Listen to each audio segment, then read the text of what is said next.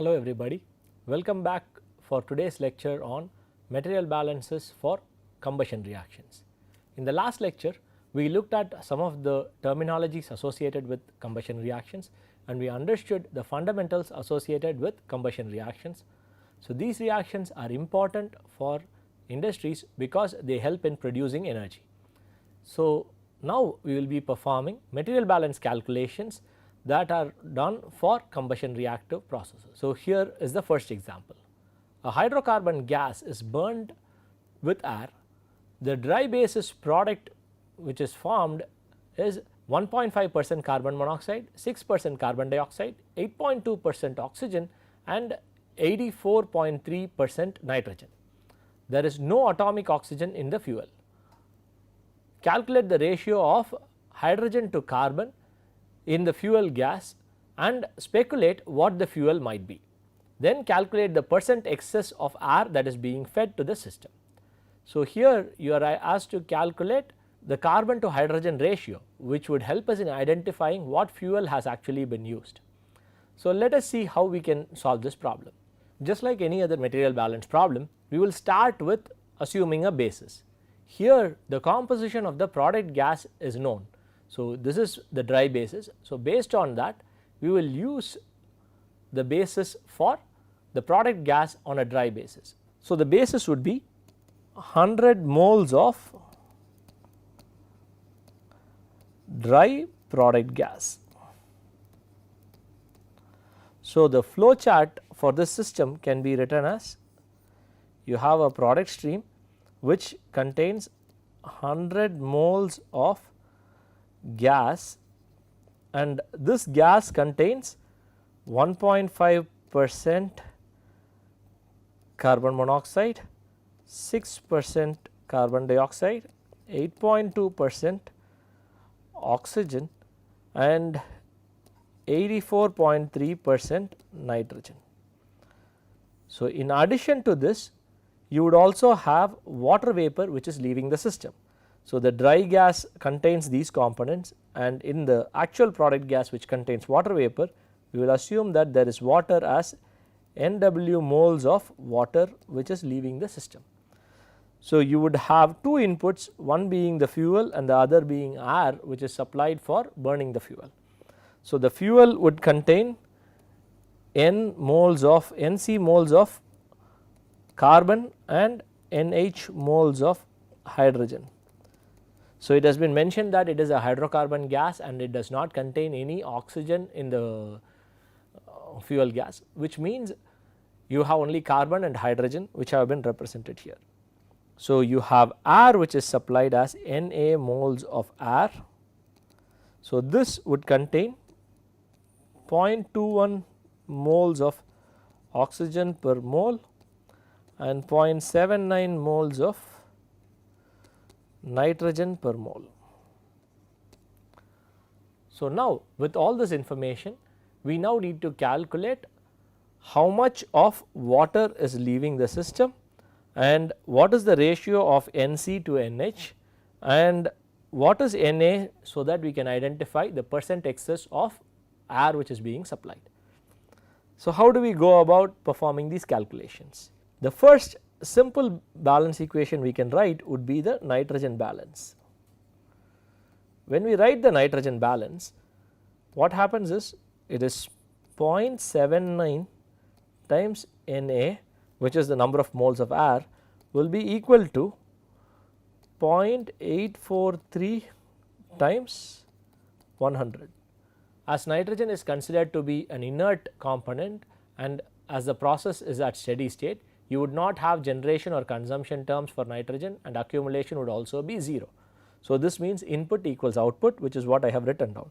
So, based on this you can calculate the number of moles of air entering the system as 106.7 moles of air.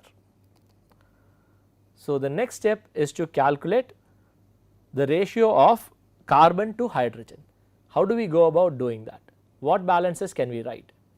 To calculate the ratio of carbon to hydrogen, we will be writing atomic balances for carbon, hydrogen and oxygen. Using this we will be able to calculate the number of atoms of carbon which is entering and number of atoms of hydrogen which is entering, from which we can calculate the ratio of carbon to hydrogen. Let us start with the carbon balance. So, the carbon balance would be input equals output, at steady state accumulation is 0 and atoms cannot be created or destroyed. So, generation and consumption terms are 0. So, giving us input equals output. Input is Nc, we have assumed Nc is the number of moles of carbon atoms which is entering, and carbon atoms are leaving the system in the form of carbon monoxide and carbon dioxide. So, you have 100 moles of dry gas times 0.015, which is the mole fraction of carbon monoxide in the dry gas, times 1, which is the number of atoms of carbon present in carbon monoxide. This plus 100 times 0.06 times 1, which is the amount of carbon atoms leaving in the form of carbon dioxide. So, solving this we get 7.5 moles of carbon is present in the input fuel gas. Now, writing a balance equation for oxygen, we would have 0.21 times Na, which is the number of moles of air which is entering, times 2, because oxygen enters as molecular oxygen which contains 2 atoms of oxygen per molecule of oxygen present in air. This equals Nw times 1, where Nw is the number of moles of water vapor leaving the system and containing 1 atom of oxygen. So, similarly we have product gas which is 100 moles containing oxygen in the form of carbon monoxide, carbon dioxide and oxygen. So, you have 0.015 times 1 atom for carbon monoxide plus 0.06 times 2 representing carbon dioxide plus 0.082 times 2 representing the oxygen molecule. In this particular equation we already know the value of Na. So, from here we can calculate the value of Nw as 14.9 moles, which is the number of moles of water which is leaving the system in the form of water vapor. To calculate the number of atoms of hydrogen which is entering into the system, we would have to write an atomic balance for hydrogen. The hydrogen balance would be NH, which is the number of moles of hydrogen entering in the form of fuel gas, would be equal to the number of atoms of hydrogen leaving the system, which would be only through water vapor. So, that would be 2 times Nw. As we already calculated Nw as 14.9, we can identify NH as 29.8 moles of hydrogen. So, this implies the ratio of hydrogen to carbon is NH divided by Nc would be 29.8 divided by 7.5. This comes out to be 3.97 moles of hydrogen per mole of carbon. With the ratio of carbon to hydrogen being 1:4 roughly, we can assume that the fuel gas which has been used would be CH4, which is methane.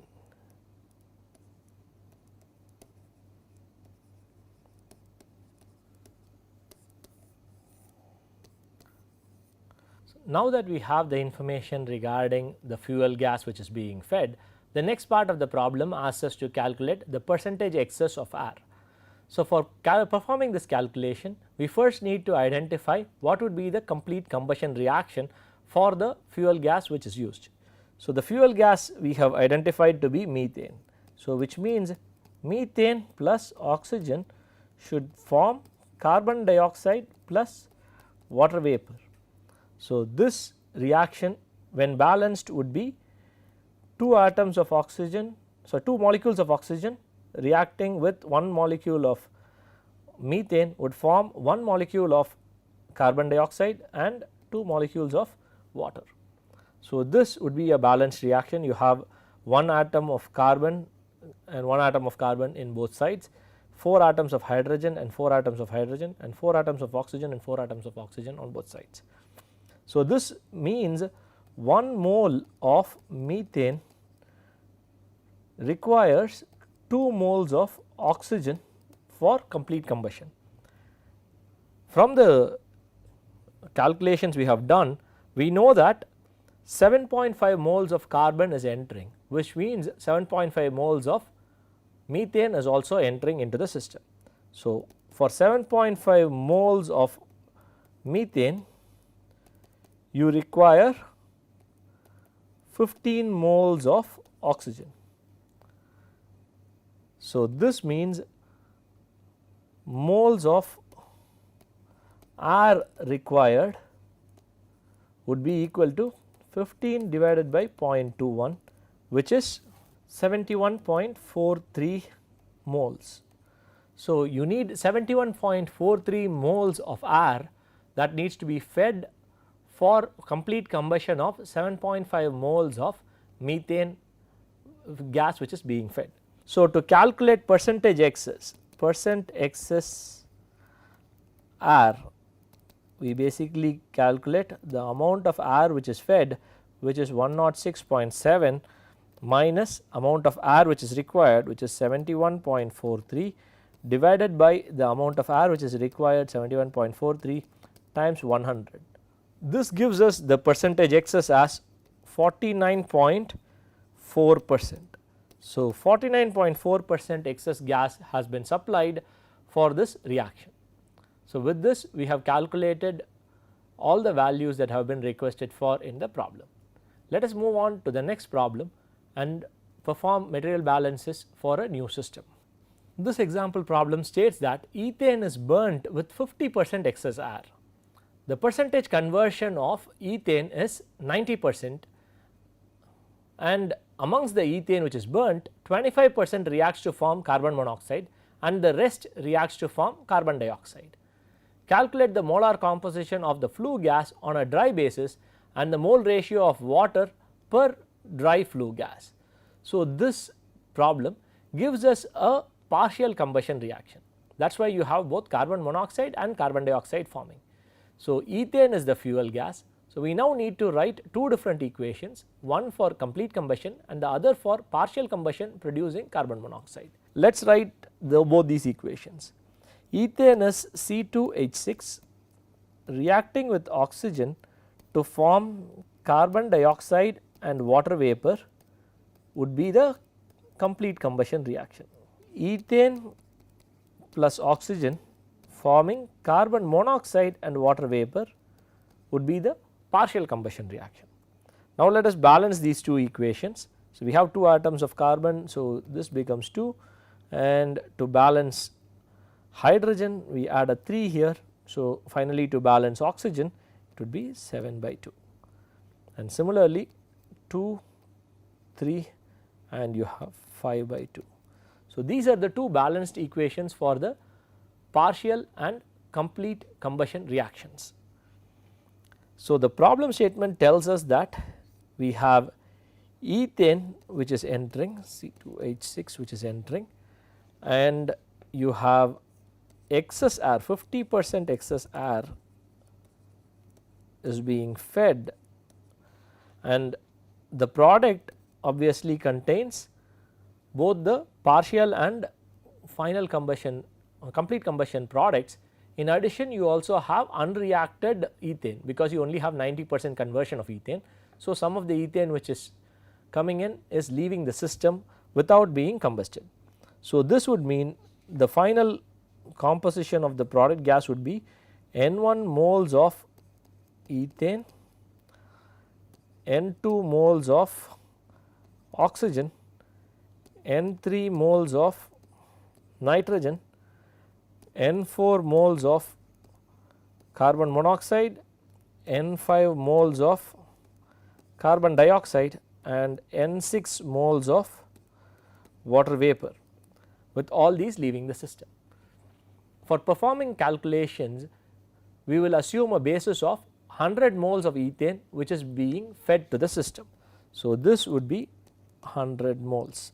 So, the basis we have used is 100 moles of ethane. Let us go about performing these calculations. First thing we need to do is identify how much air is being fed. We have been told that 50% excess air is fed. So, based on that we can calculate how much additional air has been fed. So, using the stoichiometry we can calculate the theoretical amount of air which is required. Theoretical air required would be for 100 moles of methane, sorry 100 moles of ethane, you have to calculate theoretical air which is required, we will have to assume complete combustion. So, for every mole of ethane which is fed, you need to have 3.5 moles of oxygen for complete combustion to occur. So, the theoretical air requirement would be based on theoretical oxygen, which is 3.5 moles of oxygen per mole of ethane. So, theoretical moles of air would be equal to 100 moles of ethane times 3.5 moles of oxygen per mole of ethane times 1 mole of air per 0.21 moles of oxygen. This would give us the number of moles of air which is required. So, to calculate the amount of air which is supplied, we would multiply this by 1.5, 1.5 times theoretical air calculations. So, the amount of air which is actually supplied would be 2500 moles of air. We also have been told that 90% of ethane is consumed in the conversion. So, that means 10% is remaining and it will be leaving the system as unused reactant. So, unreacted ethane would be 0.1 times 100, which is 10 moles of ethane. So, this is the unreacted ethane. So, the rest 90 moles has been consumed in the process. Now, let us start with the material balance problems. So, let us start for ethane. So, ethane is actually taking part in the reaction, however, it is only being consumed, you do not have any generation of ethane. So, your output would be equal to input minus consumption. So, input here is 100 moles based on the basis we used and consumption we just said was 100. So, output of ethane which we which we wrote down as N1 would be equal to 10 moles. So, if we were to use the other information which has been given, that is 25% of the ethane that is consumed actually goes into carbon monoxide and the rest goes into carbon dioxide, we will be able to calculate how much of ethane went into carbon monoxide reaction and how much went into carbon dioxide reaction. So, if we were to write a balance equation for carbon monoxide, it would be output equals generation, and the generation would be based on the stoichiometry of partial combustion. We know that 1 mole of C2H6 produces 2 moles of carbon monoxide. So, this means the amount of ethane which is consumed for this reaction times 2 would be the amount of carbon monoxide generated. So, we know that 90 moles of ethane is consumed. This implies 0.25 times 90 moles is consumed in is combusted partially. So, this implies you have 0.25 times 2 times 90 moles of CO generated. So, the number of moles of CO in the output, which is N4, would be equal to 0.25 times 90 times 2, which is 45 moles. The problem statement says that 25% of the gas consumed, ethane gas consumed, goes into forming CO, the rest actually goes into forming CO2, which means 75% of 90 moles which is consumed would go into formation of CO2. So, ethane that is completely combusted complete combustion would be equal to 0.75 times 90. So, based on the stoichiometry, we know that 1 mole of ethane produces 2 moles of carbon dioxide. So, this means carbon dioxide generated would be equal to 0.75 times 90 times 2, which would be 135 moles of carbon dioxide. When we write the balance equation for carbon dioxide, output would be equal to generation, because you do not have an input or consumption term, and accumulation is 0 for steady state processes. So, your output, which is N5, would be equal to 135 moles of carbon dioxide. So, the next aspect we need to look at is calculating the number of moles of water vapor which is produced. So, based on the stoichiometry, for complete combustion, 1 mole of ethane produces 3 moles of water vapor. So, what you have is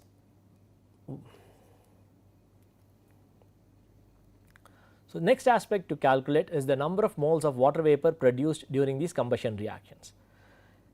Based on the stoichiometry for complete combustion, you have 1 mole of ethane reacting to form 3 moles of water, and similarly for partial combustion you still have 1 mole of ethane forming 3 moles of water vapor. So, this means for every mole of ethane which is consumed, you would have 3 moles of water vapor produced. So, we know that 90 moles of ethane is consumed, which would produce 90 times 3 moles of water vapor. So, again water balance would be output equals generation, giving output as N6 equals 270 moles. So, with this we have calculated the number of moles of most of the components. We still need to calculate the number of moles of nitrogen and oxygen. So, nitrogen is a non-reactive component. So, whatever nitrogen is entering would be leaving the system. So, nitrogen is input equals output. So, input is moles of air times 0.79, which would be the number of moles which is leaving the system, N3. So, N3 equals 0.79 times 2500, giving you N3 as 1975 moles. So, the only final thing which needs to be calculated is the number of moles of oxygen which is leaving the system. So, for performing those balances for oxygen, we would have oxygen which is coming in and oxygen leaving and oxygen being consumed. There is no oxygen generated in the process and accumulated in the process. So, oxygen output would be input minus consumption. Input for oxygen is 0.21 times 2500 moles of air. Consumption of oxygen would be calculated based on the stoichiometry.